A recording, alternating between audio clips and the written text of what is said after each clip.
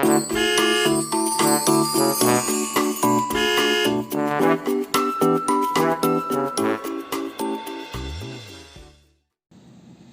दोस्तों, गणित की कक्षा में आप सभी का बहुत बहुत स्वागत है और मैं हूं आपका आचार्य जी।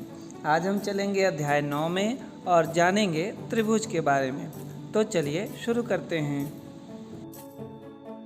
प्यारे भैया बहन, यहाँ पे 3 बिंदु दिए गए हैं। इनको हम मिलाते हैं, फिर देखते हैं कि क्या बनता है।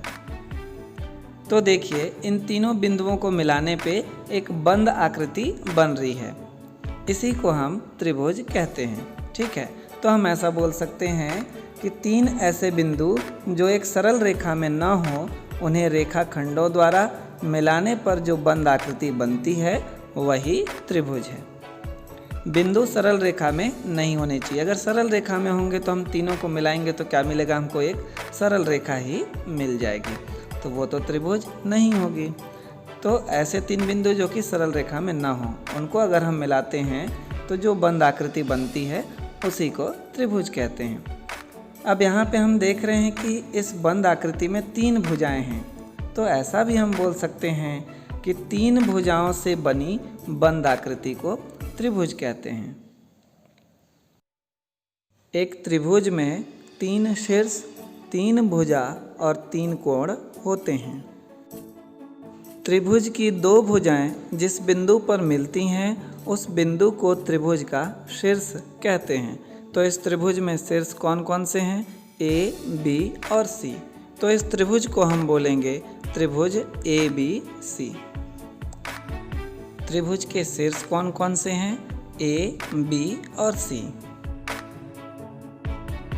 त्रिभुज की भुजाएं हैं ए बी, या फिर उसी को हम बोल सकते हैं बी ए, बी सी या फिर सी बी, ए सी या फिर सी ए। त्रिभुज के कोणों को क्या बोलेंगे?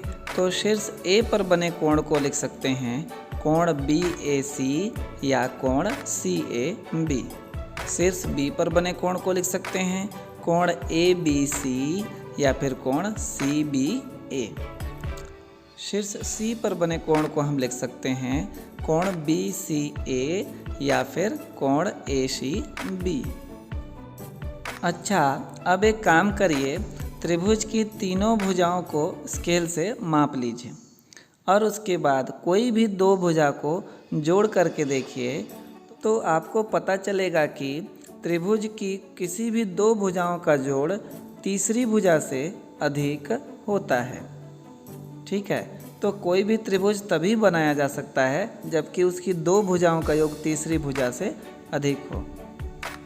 जैसे कि यहाँ मान लें कि पहली भुजा की लंबाई 4 सेंटीमीटर, दूसरी भुजा की लंबाई 5 सेंटीमीटर और तीसरी भुजा की लंबाई 3 सेंटीमीटर है। तो अब जोड़ करके देखिए किन्हीं भी 2 भुजाओं को, तो वो तीसरी भुजा से अधिक है। ठीक है, तो ऐसी ही स्थिति में त्रिभुज बनाया जा सकता है। मान लीजिए कि 3 रेखाखंड दिए हुए हैं 5 सेंटीमीटर, 9 सेंटीमीटर और 3 सेंटीमीटर लंबाई के। तो क्या इनसे त्रिभुज बनाया जा सकता है? तो इसमें से देखिए, अगर हम 5 सेंटीमीटर और 3 सेंटीमीटर वाली भुजा को जोड़ते हैं तो इनका जोड़ आता है 8 सेंटीमीटर, जो कि तीसरी भुजा यानी कि 9 सेंटीमीटर से कम है। इसलिए इन मापों से त्रिभुज बनाया नहीं जा सकता। अब चांदा की सहायता से त्रिभुज के तीनों कोणों को मापिए और फिर तीनों को जोड़ करके देखिए, तो आप पाएंगे कि तीनों कोणों का योग 180 अंश होता है।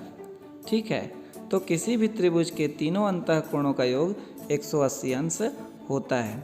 अगर 3 कोण दिए हुए हैं और उनसे पूछा जाए कि इससे त्रिभुज बनाया जा सकता है या नहीं, तो तीनों कोणों को जोड़ करके देखेंगे। अगर उनका जोड़ 180 अंश है तो उनसे त्रिभुज बनाया जा सकता है, और अगर 180 नहीं है तो त्रिभुज नहीं बनाया जा सकता। आज के वीडियो में बस इतना ही। फिर मिलेंगे अगले वीडियो में। तब तक हंसते रहिए, मुस्कुराते रहिए और सीखते रहिए, क्योंकि सीखना ज़रूरी है।